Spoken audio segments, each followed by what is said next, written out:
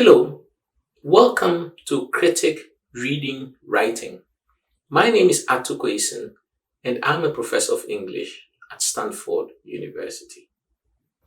Today, I want to talk about Sophocles' play Oedipus Rex and the ways in which it illustrates the process of self-discovery tied to what we might discern as modes of detection and also ultimately the nature of tragic choice. Now, the myth of Oedipus will have been very well known to theater goers in ancient Greece, and the essential features of the story are very easily retold. Simply told, this is what happens. Oedipus grows up as the foster child of the king and queen of Corinth, but he doesn't know that they are his foster parents. One day, as a young man, having attended a drunken party, he is told by a friend that he does not even know who his parents really are, and that the king and queen of Corinth are not his parents. Oedipus is extremely upset about this. He marches back home, confronts his parents, who reassure him that there is nothing to this jibe. Oedipus is still unsettled at the piece of information, and so he goes to consult the oracle. The oracle tells him that he is going to kill his father and marry his mother. Oedipus is so shocked by this oracle that he decides to leave Corinth altogether and to become simply a wanderer because he does not want to obviously fulfill the prophecy. One day, on the way to the city of Thebes, he comes upon an old man in a carriage with his retinue. The old man whips out his staff and tries to whack Oedipus on the head so that Oedipus will get off the pathway. And Oedipus, completely incensed, kills the old man, his entire retinue, except for one person who manages to escape. When Oedipus gets to Thebes, there is a terrible plague on the land. The Sphinx, which in Greek tradition had the face of a woman, the haunches of a lion, and the wings of a bird, had set a riddle, and anyone unable to answer the riddle was devoured by the Sphinx. Oedipus solves the riddle of the Sphinx dies, and he is rewarded with the kingdom of Thebes and the hand of Jocasta, the bereaved queen, with whom he proceeds to have 4 children. By the time the play opens, Oedipus is already the king of Thebes. Even though everyone will have known of the myth in ancient Greece before coming to see Sophocles' play, what is of interest is the ways in which Sophocles orchestrates the process of discovery of this terrible past. But the orchestration is best understood in the terms of relations between foreground and background, past and present, and surface and depth. And in fact, that there is a pressure constantly behind the events unfolding in the play for the background of the myth to erupt onto the surface of the action that we are seeing. But what is fascinating about the way Sophocles sets it up is that from the very beginning, from the very opening of the play, we already see signs of this eruption, of something not being quite right. But the eruption manifests itself as features of confusing signs of something else. Confusing signs of something else that Oedipus, the king, is obliged to resolve. But as he proceeds to pay attention to these confusing signs of something else, the signs begin to point more and more to the fact that there's something wrong with him and that he is in fact to blame for the events unfolding in the novel. So it is this process of the interpretation of confusing signs that seems to me very much like a process of detection, so that the play can almost be read as illustrating the processes of detective fiction. In fact, in later episodes, I will be spending some time talking about detective fictions, and we'll be going back to look at Oedipus Rex. At any rate, what I want to do now is to read three passages, one from the beginning, one from the middle, and one at the very end, which shows us the process of detection of the ways in which Oedipus comes to interpret confusing signs, and finally how the signs are unpeeled until he discovers that he, in fact, is the source of the problem. He has to know himself, but to know himself is to assume a tragic knowledge. Now, the first passage I want to read comes from the very opening of the play. So when we open the play, this is what we see first. Stage directions. Scene. In front of the palace of Oedipus at Thebes, to the right of the stage near the altar stands the priest with a crowd of children. Oedipus emerges from the central door. Oedipus. Children, young sons and daughters of old Cadmus, why do you sit here with your suppliant crowns? The town is heavy with a mingled burden of sounds and smells, of groans and hymns and incense. I do not think it fit that I should hear of this from messengers, but came myself. I, Oedipus, whom all men call great. He turns to the priest. You are old and they are young. Come, speak for them. What do you fear or want that you sit here suppliant? Indeed, I'm willing to give you all that you may need. I would be very hard should I not pity suppliants like these. Priest. O ruler of my country, Oedipus, you see our company around the altar. You see our ages, some of us, like these, who cannot yet fly far, and some of us heavy with age.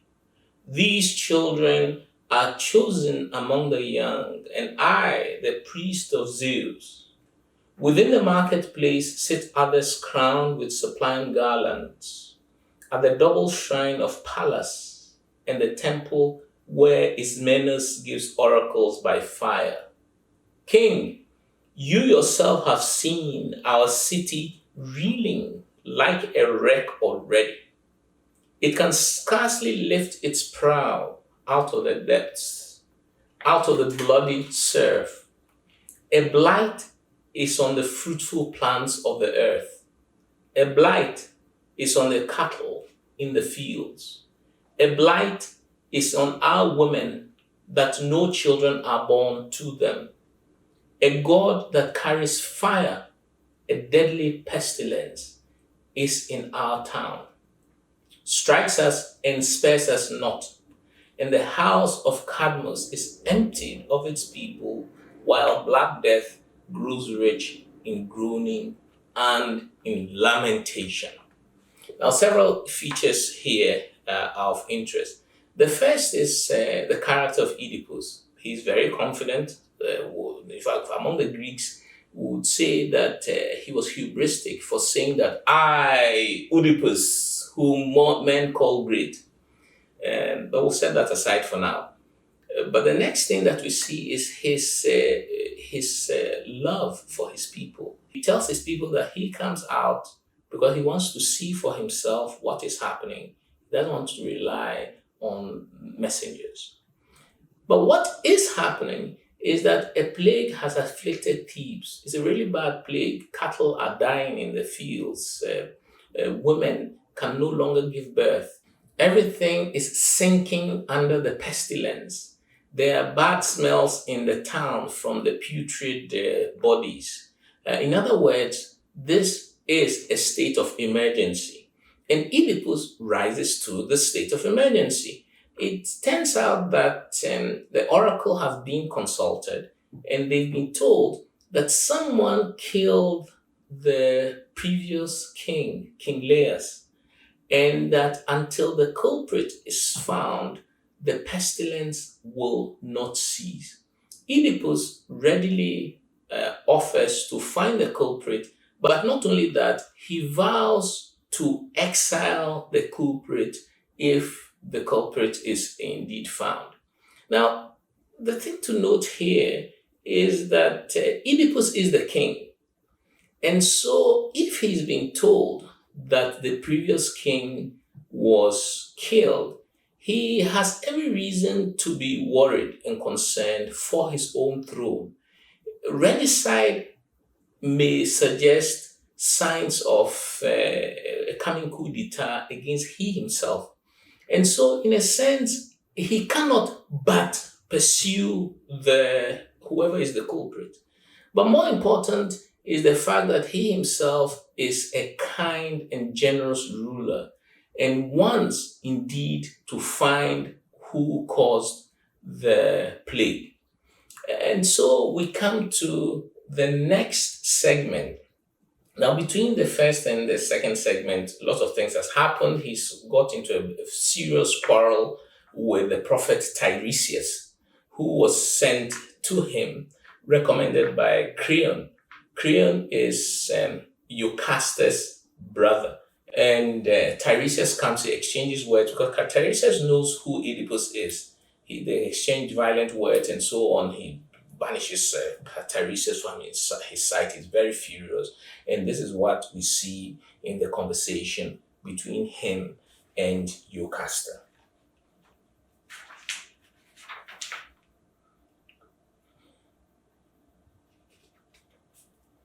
Oedipus. Creon says that I am the murderer of Laius, Eucastus, of his own knowledge or on information. Oedipus. He sent this rascal prophet to me, since he keeps his own mouth clean of any guilt. Eucastus. Do not concern yourself about this matter. Listen to me and learn that human beings have no part in the craft of prophecy. Of that, I'll show you a short proof. There was an oracle once that came to Laius. I will not say that it was Thebes' own, but it was from his servants. And it told him that it was his fate that he should die a victim at the hands of his own son, a son to be born of Laius and me. But see, now, he, the king, was killed by the foreign highway robbers at a place where 3 roads meet. So goes the story. And for the son, before 3 days were out after his birth, King Laius pierced his ankles, and by the hands of others cast him forth upon a pathless hillside. So Apollo failed to fulfill his oracle to the son, that he should kill his father. And to Laius also proved false, in that the thing he feared, death at his son's hands, never came to pass. So clear in this case were the oracles, so clear and false. Give them no heed, I say. What God discovers need of easily, he shows to us himself. Oedipus. Oh dear Eucastus, as I hear this from you, there comes upon me a wandering of the soul. I could run mad.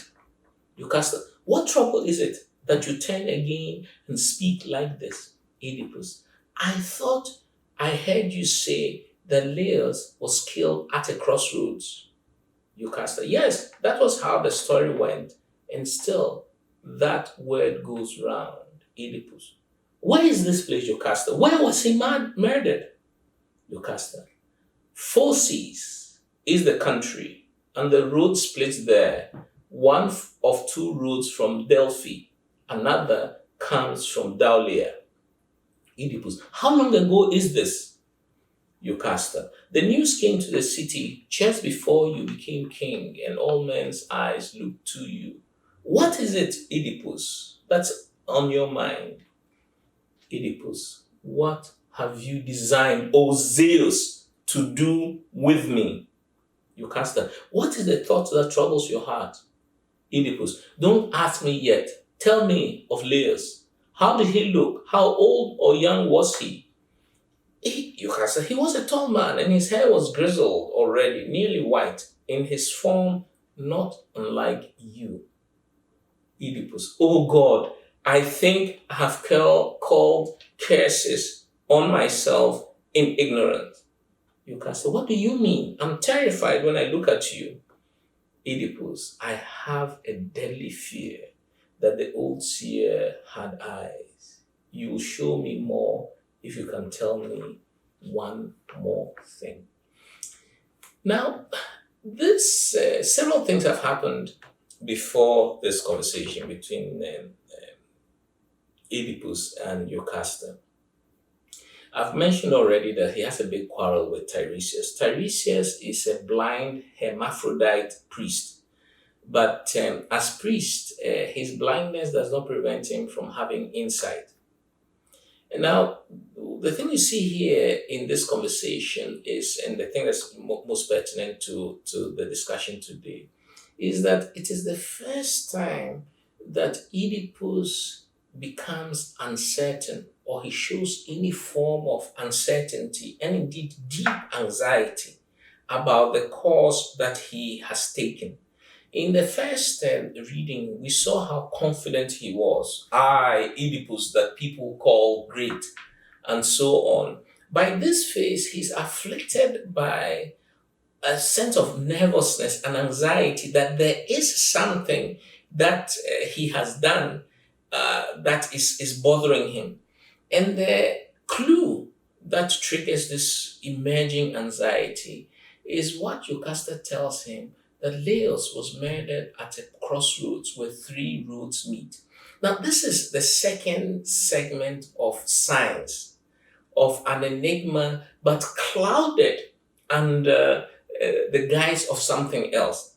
And so when Jocasta tells him that King Laius died at a crossroads, it immediately calls to his own mind that he ran against an old man and a retinue of his followers at a certain crossroads. So he begins to get really upset and worried that he has indeed called curses upon himself.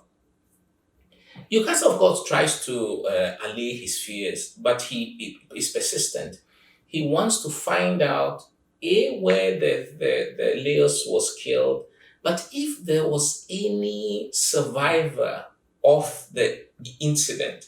It turns out there was indeed one survivor, and that is the one person that escaped from the massacre of Oedipus killing Laius many years previously.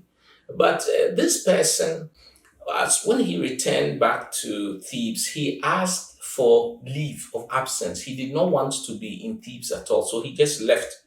It turns out that this person who escaped from the massacre of the Laius by Oedipus was the shepherd to whom Oedipus was entrusted by Laius to go and live on the mountainside to die. But the shepherd could not do it. So what he did instead was to pass the young Oedipus, whose foot had been pierced by Laius and who grew up with a limp. So Oedipus is a limping hero. The Theban shepherd passed this little child to a Corinthian shepherd. And the Corinthian shepherd took the child to the king and queen of Corinth, who were childless, and gave the baby to the Corinthian king and his wife. And that is how come Oedipus grew up as a son of the king and queen of Corinth.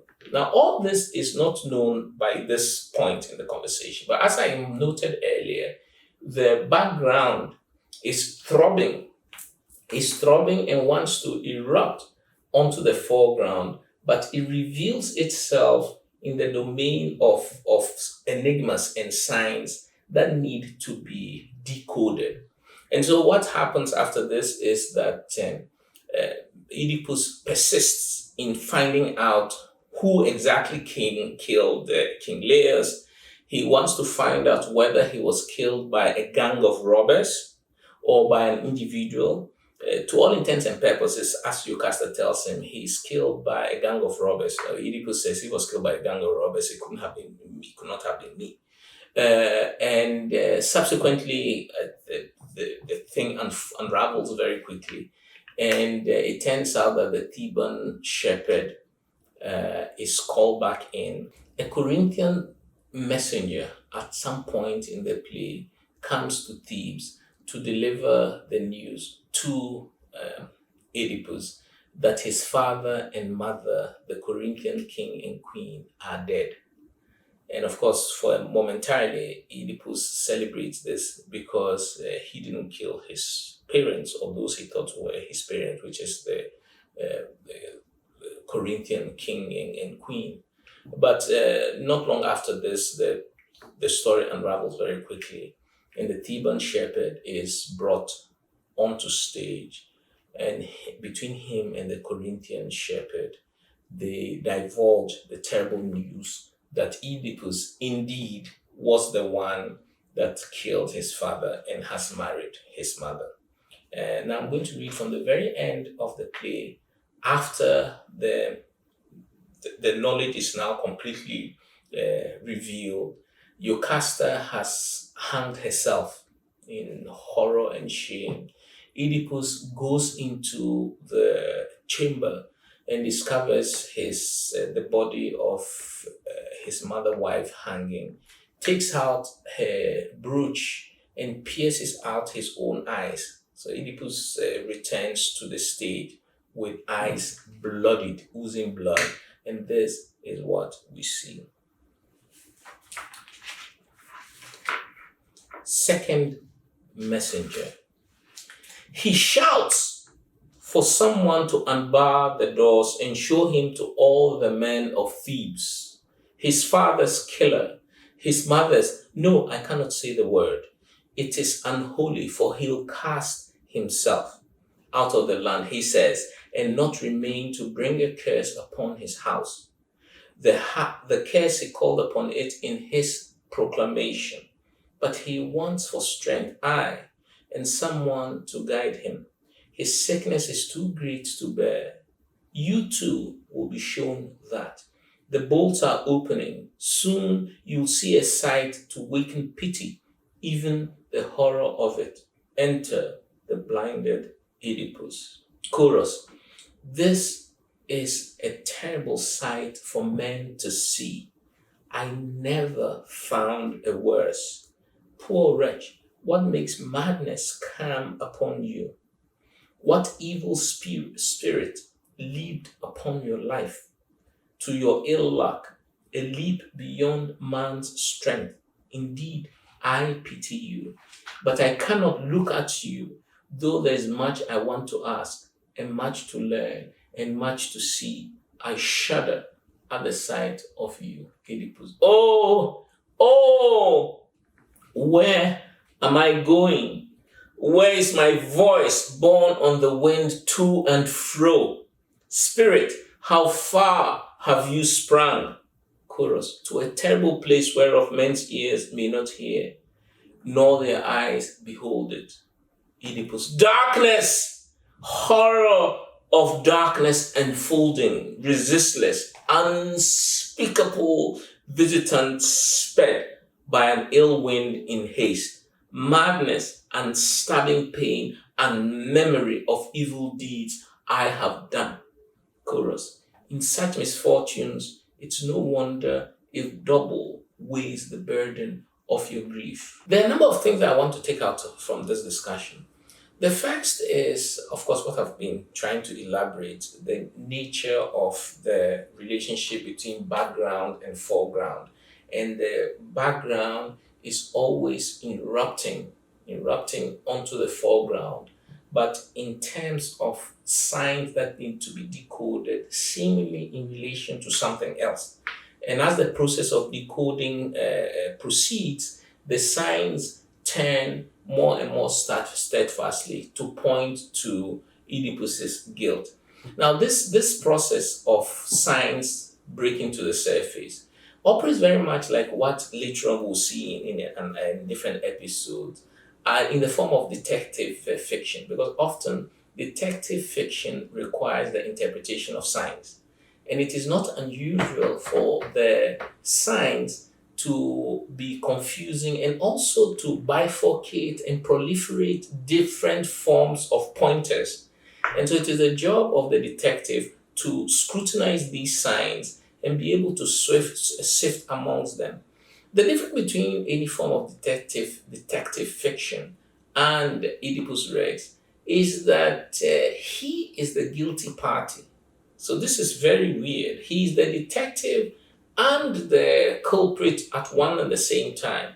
And the way that Sophocles orchestrates the discovery is such that once he discovers that he is the guilty one, he has already visited upon himself the punishment.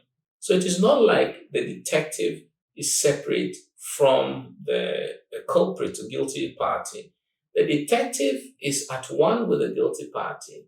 And not only that, the guilty party has already been charged and condemned to exile. And so the detective fiction form collapses in upon itself, and it is the detective himself who is the criminal. But there's another aspect of Oedipus Rex which is also very important, and most people will be familiar with this other part, and which is that the play illustrates to an uncanny degree the relationship between fate or determinism and free will. So the play is normally used to illustrate fate. If you are fated to do something, there's no way of getting out of it. The problem, though, is that the play is really interested, one, in the process of discovery, which of course entails different forms of decoding of enigmas and riddles. But secondly, the response to the unfolding knowledge. So, one, the discovery, process of discovery through this detection. And secondly, how Oedipus reacts to this knowledge.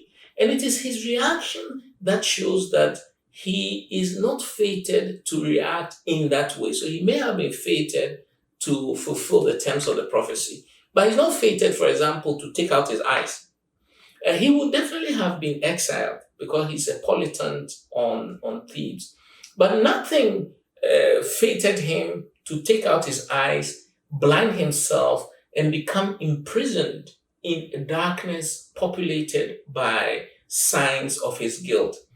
However, this taking out of his eyes, which is extremely painful, and we can see how the chorus and everyone watching the play will have been astonished and astounded to see it displayed.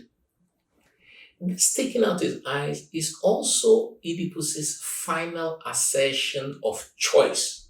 That is to say, he chooses to take upon himself the punishment which he thinks he ought to suffer. In other words, this taking out of his eyes is the final sign that he is, as it were, standing up against his fate, already fulfilled. And by standing up against his fate, he demonstrates the nature of his tragic character. So his tragedy is not simply because he fulfilled the prophecy of killing his father and marrying his mother, but the tragedy is that he elects and chooses his own fated end. And it is this that makes Oedipus Rex one of the most resonant and the most charged tragedy in any tradition. Thank you very much. Please remember to subscribe and share and enter your comments in the section below. See you next week.